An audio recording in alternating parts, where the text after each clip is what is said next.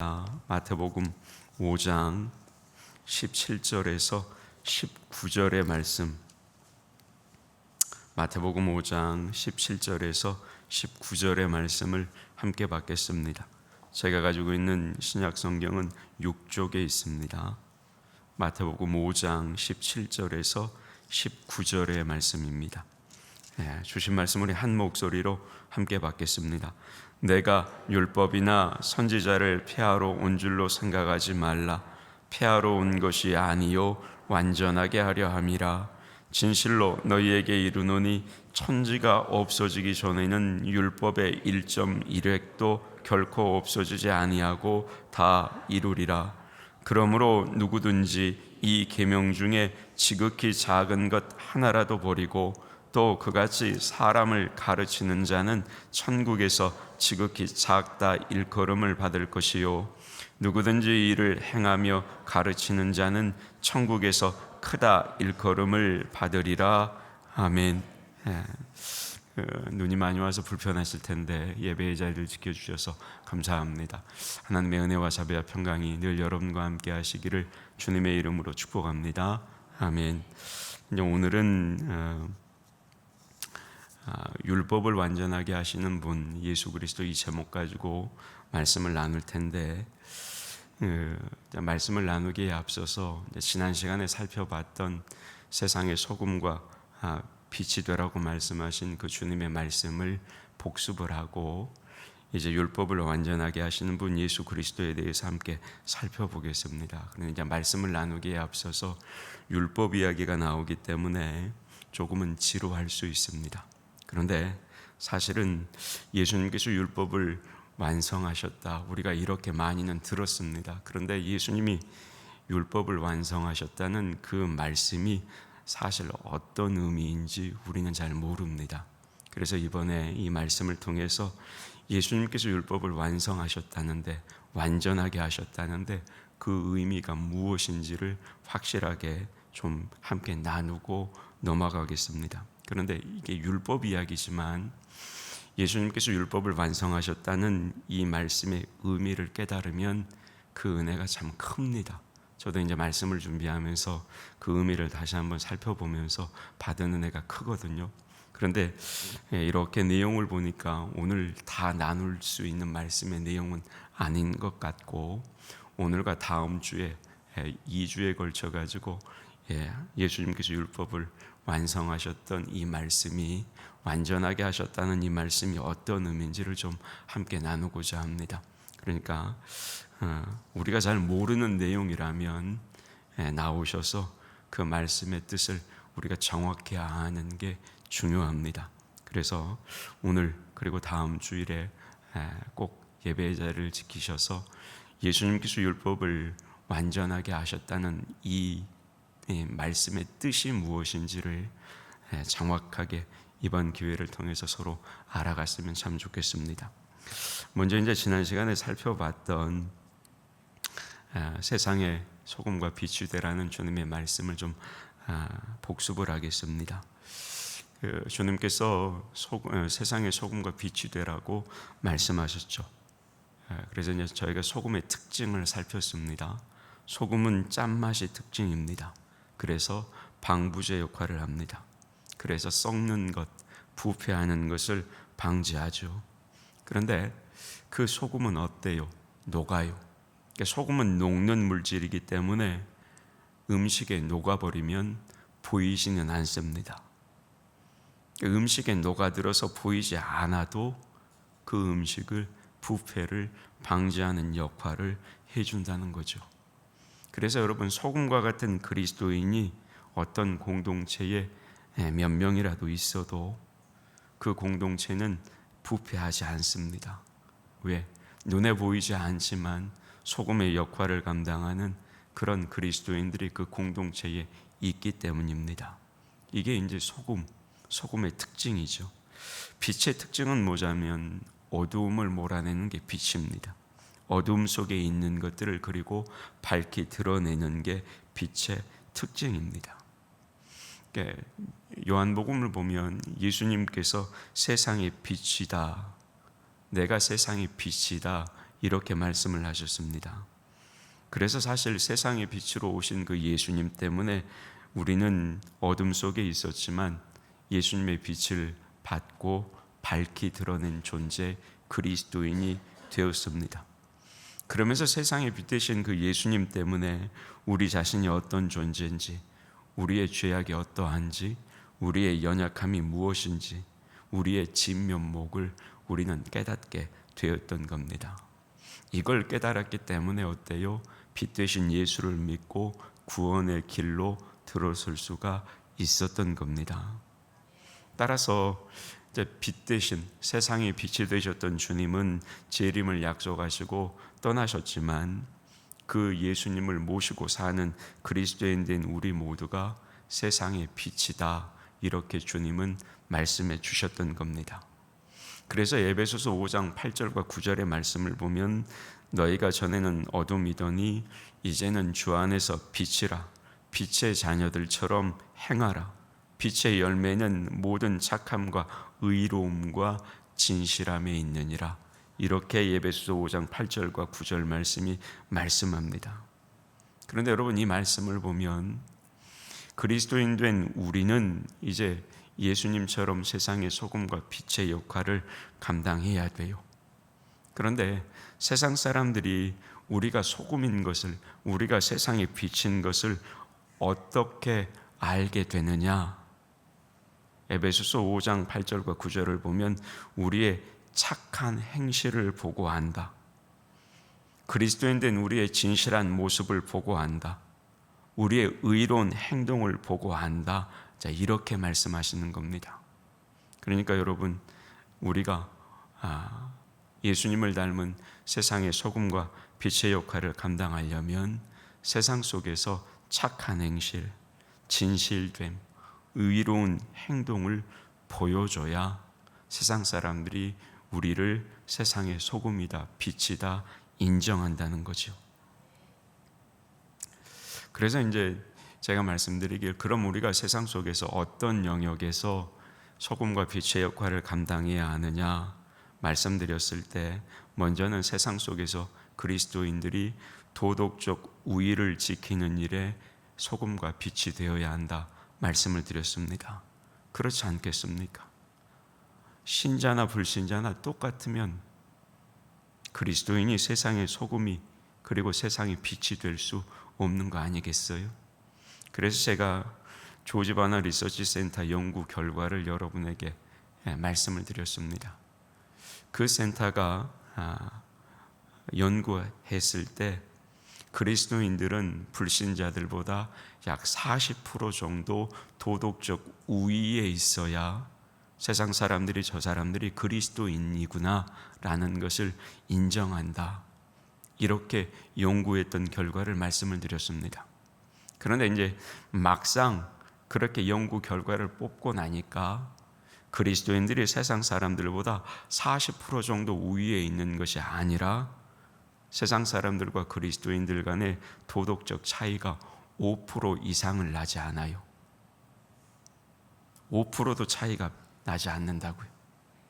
그러니까 이건 무슨 말이냐? 신자나 불신자나 예수 믿는 사람들이라고 말하는 우리나 안 믿는 세상 사람들이나 도덕적 차이 면에서 별로 차이가 없다라는 거죠. 그래서 세상 사람들이 우리를 세상의 소금이다, 빛이다 인정할 수 없다라고 말하는 겁니다. 그러니까 여러분, 우리가 세상의 소금이 되고 빛이 되려면 세상에 사는 불신자들보다 도덕적인 차이에서 훨씬 더 우월하게 살아야 되는 거예요. 그걸 분명하게 이야기하고 있는 겁니다. 그러면 여러분, 세상에서 그렇게 살아가려면 먼저 그리스도인들은 그걸 어디서 배워야 되겠어요? 교회 안에서 배워야죠. 무슨 말이에요? 교회 안에서부터 그리스도인 된 우리가 교회의 질서를 따라줘야 된다는 거예요.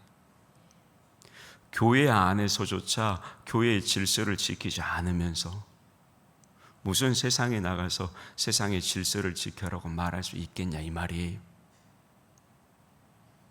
그래서 여러분, 그리스도인 된 우리는 교회 안에서부터 질서를 지키는 그 방법들을 배워야 하는 겁니다.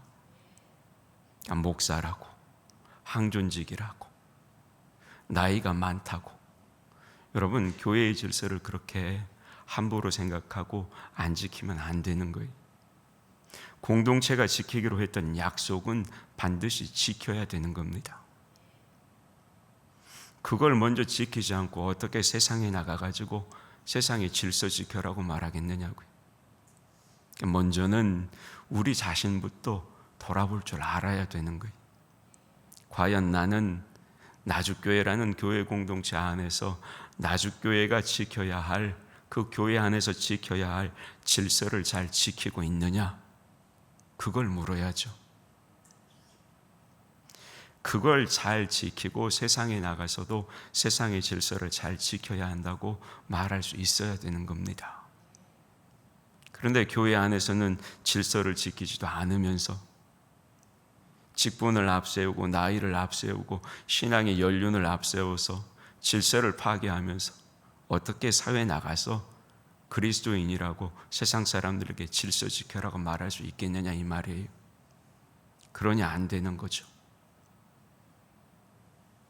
여러분, 세상의 소금이 되고 세상의 빛이 되려면 내가 속한 신앙 공동체 안에서의 질서를 먼저 잘 지켜가시길 주님의 이름으로 축복합니다. 이제 오늘 말씀 본문을 가지고 율법을 완전하게 하시는 분 예수 그리스도, 이 말씀을 가지고 좀 말씀을 나누겠습니다. 아까 말씀드린 대로 예수님께서 율법을 완성하시고 또는 완전하게 하셨다는 이 의미를 우리가 잘 알면 그 은혜가 참 큽니다. 여러분, 지금은 소위 지동설이라는 것을 모두가 다 믿고 살아갑니다. 그런데 지동설이 아닌 천동설을 믿고 살았던 그런 때가 있습니다. 소위 무슨 말이냐? 지구가 우주의 중심이어서 지구는 절대로 움직이지 않고 오히려 태양이 지구 주위를 돈다는 그 천동설을 온 세상이 믿고 살았던 때가 있었습니다. 그런데 그때 우리가 잘 아는 갈릴레오 갈릴레이라는 사람이 나와서 자신의 책을 통해서 오히려 지구가 태양의 주변을 돈다는 소위 지동설을 주장을 합니다. 지금은 이제 이 지동설이 옳다는 것을 모르는 사람은 없습니다. 그런데 지동설을 주장한 이 사건으로 인해서 갈릴레오 갈릴레이는 자기의 나이 70세 때 카톨릭 교회의 종교 재판에 회부가 됩니다. 그리고 참회복을 입고 재판정에서 재판을 받게 됩니다.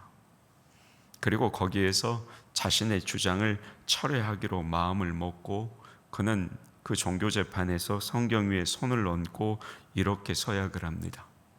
저는 태양이 세계의 중심이며 움직이지 않고 지구가 움직이고 있다고 하는 어리석은 학설을 거부하고 비판하며 저주합니다. 동시에 다시는 이런 혐의를 받을 수 있는 글을 발표하거나 주장하지 않기로 맹세합니다. 그러니까 자기가 내세웠던 주장을 거둬들이는 겁니다. 그런데 이제 이 재판에서 갈릴레이는 완전히 항복했음에도 불구하고 3년 동안의 고용을 언도받습니다. 아울러 그가 썼던 책은 보급되지 못하도록 배포 금지령이 내려집니다. 그럼에도 이제 법정에서 이 갈릴레오가 끌려 나올 때 그가 했던 말이 있죠. 모든 인류에게 회자되는 유명한 말이 있습니다. 뭐예요? 그래도 맞습니다. 그래도 지구는 돈다. 그리고 이제 이 같은 갈릴레오 갈릴레이의 주장은 여러분 이제는 고인이 된 교황청의 요한 바오로 2세 교황이었죠. 이 요한 바오로 2세가 이 주장이 펼쳐진 지 350년 만에 카톨릭 교회의 잘못된 판결이었다는 공식적인 사과를 통해서 갈릴레오 갈릴레이의 주장이 올바른 주장이었음을 인정을 받게 됩니다. 교황청도 공식적으로 죽은 갈릴레오 갈릴리에게 350년이 지나서 사과를 한 겁니다. 잘못했다고. 제가 여러분 이 이야기를 드리는 이유는 뭐냐면, 사람이 무지에서 오해를 하기 시작하면 그 오해를 풀기까지 엄청난 시간이 걸리는 것이고 상당한 노력도 필요하다는 겁니다. 그런 오해가 무지에서 생긴 것이든지 아니면 편견 때문에 생긴 것이든지 또는 어떤 이해관계 때문에 생긴 것이든지 간에 일단 그 오해가 자기 자신에게 진리로 굳어져 버리면 이제 그것 때문에 그 다음부터는 아무리 옳은 것이라고 해도 전부 다 부정해 버리는 무서운 사람이 될 수 있다라는 겁니다. 여러분, 우리가 잘 아는 복음서에도 이런 사람들이 나옵니다. 그 사람들이 누구예요? 유대의 종교 지도자들입니다. 유대인들은 안식일에 해서는 안 될 것들을 수백 가지를 정해놓고 그대로 지키느라고 무진 애를 썼던 사람들입니다. 그런데 반면에 예수님은 공공연히 당시에 어때요? 안식일 때 병자를 고치셨습니다. 그리고 왜 안식일을 범하느냐는 비난에 예수님은 조금도 주저하지 않으시고 안식일의 주인은 나다 이렇게 말씀하셨습니다. 뿐만 아니죠. 예수님은 당시 지탄과 정죄의 대상이었던 세리들, 창녀들, 그 밖에 여러 죄인들을 오히려 자기 곁에 오게 하시고 때로는 그들을 변호하시는 말씀도 하셨습니다. 이런 이유 때문에 예수님에 대한 유대 종교 지도자들의 오해는 점점 더 깊어져 갔고, 그래서 여러분 복음서를 찾아보면 20회 이상이나 예수님을 음해하고 비판하고 공격하는 모습을 찾아볼 수가 있습니다. 반면에 예수님은 유대 종교 지도자들인 대제사장들, 그리고 서기관들, 그리고 율법사나 바리새인들을 향해서 외식하는 서기관과 바리새인들이여 회개하라 이렇게 경고하셨습니다. 그리고 경우에 따라서는 그들을 향해서 독사의 자식들아 이렇게 부르시고 때로는 무섭게 저주도 하셨습니다. 자, 그러면 여러분, 이런 상황에서 과연 누가 옳을까요? 누가 옳을까요? 우리는 잘 알고 있어요. 누가 옳은지. 사실 여러분, 예수님 자신이 율법을 주셨던 하나님이셨습니다.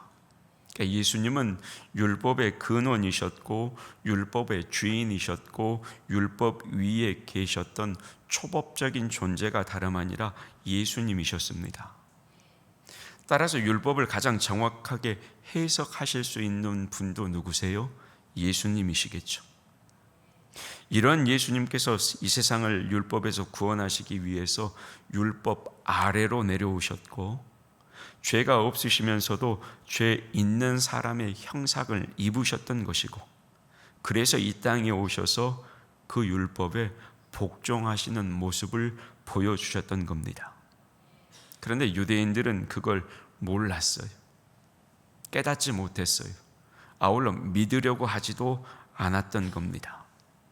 만약에 유대 종교 지도자들이 이 사실을 인정했다면 자신들이 지금까지 전통적으로 지켜왔던 것일지라도 예수님 앞에서 자신들의 그 잘못들을 인정하고 고쳐야겠다는 그런 반응을 보였을 겁니다. 그런데 이 유대 종교 지도자들은 그런 생각이 전혀 없었다는 겁니다. 그래서 결국은 어떻게 됩니까? 결국은 예수님을 십자가에 처형하고 말았던 거죠. 여러분, 사실 유대 종교 지도자들이 오해한 것처럼 예수님께서는 율법을 경시한 적도 없으셨고 또한 율법이 필요 없다라고 말씀하신 적도 전혀 없으셨습니다. 오히려 여러분, 예수님은 율법을 높이 평가하셨고 율법의 그 절대 권위를 인정하셨던 분입니다. 그래서 예수님은 여러분 오늘 보면 17절에서 이렇게 말씀하신 겁니다. 17절 같이 보겠습니다. 시작. 내가 율법을 폐하러 온 것이 아니고 완전케 하려 함이로다. 아멘. 그래서 이렇게 말씀하신 겁니다. 그러니까 다시 말해서 나는 율법이나 선지자, 즉 구약 성경을 폐하러 온 것이 아니고 그것을 완전케 하기 위해서 왔다. 이 말씀을 통해서 우리는 예수님께서 구약 성경을 하나님의 말씀으로 얼마나 철저하게 인정하고 그 말씀에 복종하셨는지를 우리가 보게 되는 겁니다. 뿐만 아닙니다. 예수님은 오늘 보면 18절에서 이렇게 말씀합니다. 18절 같이 볼까요? 시작. 진실로 너희에게 이르노니 천지가 없어지기 전에는 율법의 1.1획도 결코 없어지지 아니하고 다 이루리라. 아멘. 자, 여러분 18절을 보면 이런 표현이 있습니다. 1획, 1.1획. 그런데 여러분 여기서 말하는 1획이라는 것은 뭘 뜻하냐면 구약 성경을 기록한 히브리 철자 중에 가장 작은 것을 가리키는 겁니다. 이게 1획이에요. 그리고 1점이라고 하는 것은 뭐냐면 그 가장 작은 철자에 찍힌 점. 히브리서를 보면 방점이라는 것들이 나오거든요. 그 가장 작은 철자에 찍힌 그 작은 점 하나를 여기서 1점이라고 이야기하는 겁니다. 따라서 여러분 이 18절 이 말씀은 무슨 의미냐? 구약 성경에 기록된 글자 하나 그리고 작은 점 하나도 반드시 하나님의 말씀으로 드러날 것이다, 이 뜻이에요. 그러니까 여러분 예수님은 소위 당시 유대인들이 믿고 살았던 그 율법, 그 구약 성경의 내용들을 잘 아시고 계셨고 오히려 그것들을 존중하셨다라는 겁니다. 그리고 이제 이런 맥락에서 예수님께서 오늘 본문 마지막 19절 말씀을 하신 겁니다. 19절 같이 보겠습니다. 시작. 그러므로 누구든지 이 계명 중에 지극히 작은 것 하나라도 버리고 또 그같이 사람을 가르치는 자는 천국에서 지극히 작다 일컬음을 받을 것이요 누구든지 이를 행하며 가르치는 자는 천국에서 크다 일컬음을 받으리라. 아멘. 자, 요즘 여러분 예수님의 이 말씀을 보세요. 전혀 율법을, 전혀 구약 성경을 어때요? 무시하지 않으셨단 말이. 그 1.1획도 버려지지 않고 그것들이 반드시 드러날 것이다, 이루어질 것이다 말씀하신 겁니다. 자, 여러분 예수님께서 겟세마네 동산에서 십자가를 지기 위해서 피눈물을 쏟고 기도하시던 그 장면을 여러분 잘 아실 겁니다. 그 기도가 끝나자마자 가룟 유다가 어때요? 군대를 앞세워서 예수님을 잡기 위해 옵니다. 그러자 베드로가 엄격결에 옆구리에 차고 있던 칼을 빼서 휘두릅니다. 이걸 보고 예수님께서 그 칼을 도로 집에 꽂으라 말씀하시면서 이제 우리가 잘 아는 말씀을 하시죠. 그 말씀이 마태복음 26장 53절과 54절의 말씀입니다. 뭐라고 말씀하시느냐? 너는 내가 내 아버지께 구하여 지금 12군단 더 되는 천사를 보내시게 할 수 없는 줄로 아느냐? 내가 만일 그렇게 하면 이런 일이 있으리라 한 성경이 어떻게 이루어지겠느냐 하시더라. 여러분 예수님이 하셨던 이 말씀을 제가 좀 풀어서 설명을 드리면 이런 의미예요. 들어보세요. 너는 지금 내가 하늘에 계신 아버지께 기도해서 하늘에 있는 수십만의 천사들을 불러올 수 있는 줄 모르느냐? 만약에 그 천사들을 불러서 이 무리들을 전부 다 쫓아버리고 내가 십자가를 지지 않는다면 구약 성경에서 하나님의 아들이 세상을 구원하기 위해 십자가를 질 것이라고 예언되었던 말씀이 어떻게 이루어지겠느냐? 하나님의 말씀이 예언된 이상 이루어지지 않은 일은 절대로 없다. 그러므로 나는 천사를 보내라고 기도하지 않으며 말씀대로 이르기 위해서 십자가의 길을 가는 것이다. 여러분 마태복음 26장 53절 54절의 말씀이 이 뜻이에요. 무슨 말이에요? 예수님은 하나님의 말씀을 높이 받들었다는 거예요. 구약 성경을 그렇게 높이 받들었다는 겁니다. 그리고 그 말씀에 예언된 내용들을 이루시기 위해서 자신의 목숨도 버릴 줄 아셨다는 겁니다.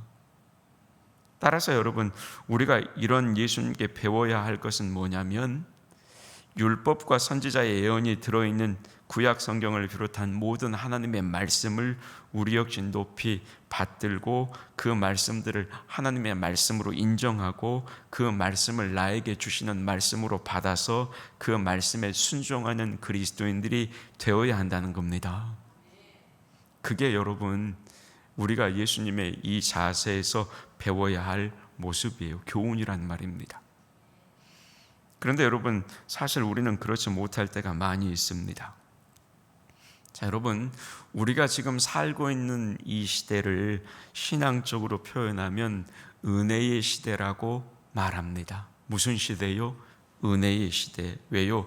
예수님께서 오신 후의 시대를 살고 있기 때문에 우리가 은혜의 시대를 살고 있다, 이렇게 말하는 겁니다. 그래서 여러분, 때론 우리가 은혜의 시대를 살고 있기 때문에 율법 시대의 전형이었던 구약 성경은 별로 그렇게 큰 의미가 없다고 생각을 해서 신앙생활 하시는 분들 중에 신약 성경만 열심히 읽고 구약 성경은 잘 안 읽는 분들이 가끔 있습니다. 또 어떤 분들은 구약 성경은 없고 신약 성경만 있는 그런 성경만 들고 교회를 다니기도 합니다.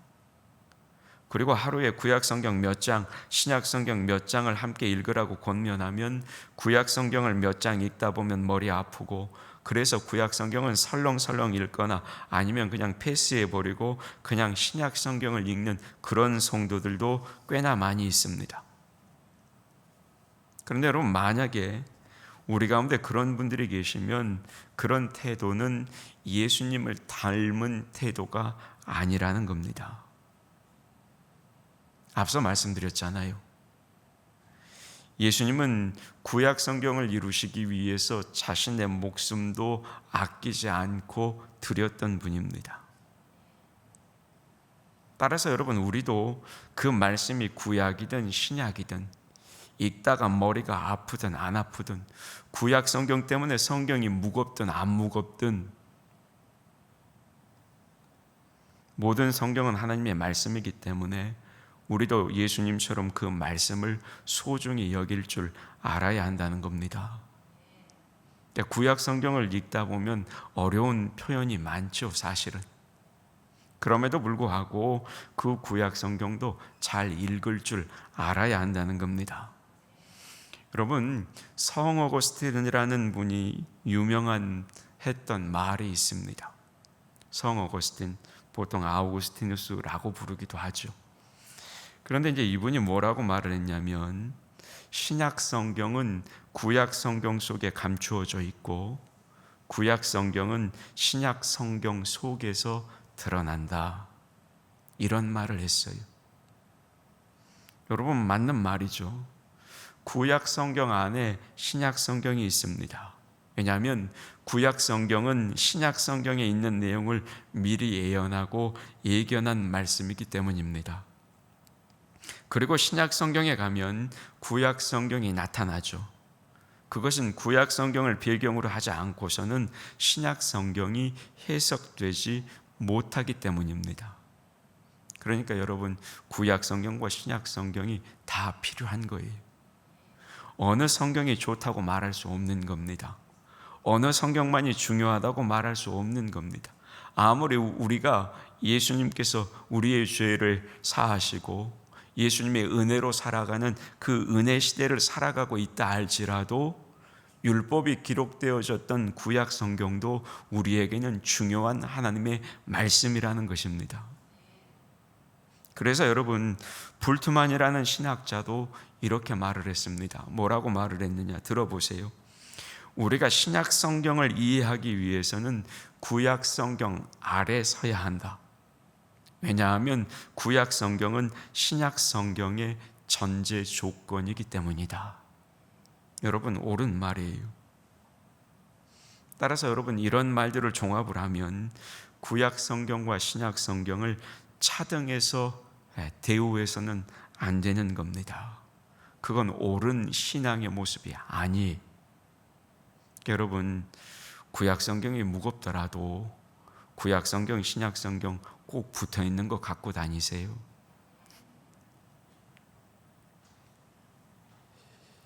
뿐만 아니에요. 읽다가 어렵더라도 졸리더라도 그냥 읽으세요. 읽다 보면 나중에는 그 뜻이 해석이 될 때가 있습니다. 어려우면 또 참고할 만한 것들이 꽤 많이 있어요. 그러니까 물어보세요. 목회자들에게. 그러면 알려줄 겁니다. 교육자들이 모르면 저한테 오세요. 제가 알려드릴게. 아무튼 여러분, 구약과 신약 성경은 차별하지 마세요. 어떤 말씀이든지 다 하나님의 말씀으로 받으시기를 주님의 이름으로 축복합니다. 자, 아울러 이제 구약 성경이 중요한 이유는 여러분, 예수님께서 구약 성경에 있는 율법과 거기에 나오는 이 선지자들의 예언을 완전하게 하시기 위해서 오셨기 때문입니다. 이제 본격적인 오늘 본문의 내용이 들어가는 거니까 잘 들으십시오. 여러분, 오늘 본문 17절 하반절 말씀을 다시 보면 이렇게 말씀하죠. 나는 완전하게 하려 함이라. 완전하게 하려 함이라. 율법을 완전하게 하신다 말씀하시는 겁니다. 그런데 여러분, 여기서 완전하게 한다는 말은 무슨 뜻이냐면 성취한다, 완성한다, 끝맺음한다, 이 뜻입니다. 뭐라고요? 성취한다, 완성한다, 끝맺음한다, 이 뜻이 있어요. 그리고 이제 여러분, 여기에는 두 가지 의미가 담겨 있습니다. 그 첫 번째 의미는 뭐냐면 예수님께서 구약 성경 모든 예언들을 성취하신다, 이 뜻이 담겨 있습니다. 구약에 예언된 모든 예언들을 예수님께서 성취하신다는 의미입니다. 여러분, 우리가 잘 아는 대로 구약 성경 39권에는 창세기 3장 16절의 원시복음을 시작으로 해서 말라기에서 엘리야를 보내겠다고 하는 최종적인 그 예언에 이르기까지 하나님의 아들이 오실 때는 어떻게 오실 것인가, 하나님의 아들이 오시면 어떤 삶을 살고 그는 어떤 교훈을 하실 것인가, 그리고 하나님의 아들은 어떻게 죽으실 것인가, 아울러 어떻게 하나님의 아들은 살아날 것인가, 그리고 그 하나님의 아들을 통해서 이 세상이 어떻게 구원받을 것인가, 이 모든 것들이 구약 성경에 예언되어 있습니다. 그래서 여러분, 어떤 학자의 계산에 의하면 예수님을 직간접적으로 예언하는 구약 성경의 내용을 전부 합하면 적어도 1500회 이상 된다고 그래요. 그렇게 많이 구약 성경에 하나님의 아들, 메시아, 구원자 예수 그리스도에 관해서 예언되어 있다는 겁니다. 그러니까 그분이 오시면 하고 구약 성경은 수천 년 동안 예언을 했어요. 그런데 그 예언을 하나님의 아들이신 예수님께서 오심으로 말미암아 뭐 했다는 거예요? 성취했다는 거예요. 완성했다는 거예요. 끝을 맺어줬다는 거예요. 따라서 여러분, 이렇게 이제 그렇게 예언되었던 예수 그리스도라는 실체가 등장한 이상 과거에 행해졌던 그분에 관한 모든 예언은 어떻게 된 거예요? 완결이 된 겁니다. 끝난 거예요. 끝맺음이 된 거예요. 그러니까 오실 거라고 예언되었던 장본인 되시는 그 예수님께서 오심으로 말미암아 구약 성경의 모든 예언은 성취된 거예요? 성취되지 않은 거예요? 성취된 거예요. 그러니까 예수님께서 17절에 내가 율법을 완전하게 한다라는 말씀은 다름 아니라 이 의미가 담겨져 있는 겁니다. 구약 성경 안에서 예언되어졌던 예수님에 관한 모든 예언이 이제는 주님께서 이 땅에 오심으로 완전하게 성취되었다. 그 뜻이 바로 주님의 이 17절 이 말씀에 담겨져 있는 겁니다. 그러니까 여러분, 구약을 완성하신 분은 누구시라고요? 예수님. 그분이 완성하신 거예요. 그래서 율법을 완전하게 했다라고 예수님에 대해서 말씀하는 겁니다. 여러분, 구약 성경, 다시 말해 율법을 완전하게 했다라는 그 의미 안에는 예수님께서 구약 성경의 모든 율법에 예언되었던 모든 그 예언의 내용들을 성취하고 완성하고 끝맺음했다, 이 내용이 들어있다는 사실을 여러분 잊지 않으시기를 주님의 이름으로 축복합니다. 아멘. 다음 내용은 제가 다음 시간에 할게요. 시간이 없으니까. 그래서 다음 시간에 나오셔야 됩니다. 근데 이제 이걸 듣다 보면 아까도 말씀드렸어요. 율법 이야기를 하기 때문에 좀 지루하기도 해요. 그런데 그 지루한 율법을 예수님께서 어떻게 완전하게 마무리를 하셨는지, 그 과정과 그 내용을 우리가 제대로 깨달으면 은혜가 굉장히 큽니다. 그러니까 여러분 다음 시간에도 말씀의 자리를 지키시길 주님의 이름으로 축복합니다. 아멘. 하나님 감사합니다. 오늘도 우리에게 말씀을 주셔서 무엇보다도 율법을 완성하신, 율법을 마무리하신, 율법을 끝맺음하신 그분이 바로 우리가 믿는 예수님이심을 깨닫게 해주셔서 감사합니다. 하나님, 주님이 그 모든 것을 완성하신 분임을 잊지 않게 하셔서 주님만이 완전하신 분, 우리의 구원을 완성하신 분임을 늘 고백하며 살아가는 우리 모두가 되게 하여 주시옵소서. 예수님의 이름으로 기도하옵나이다. 아멘.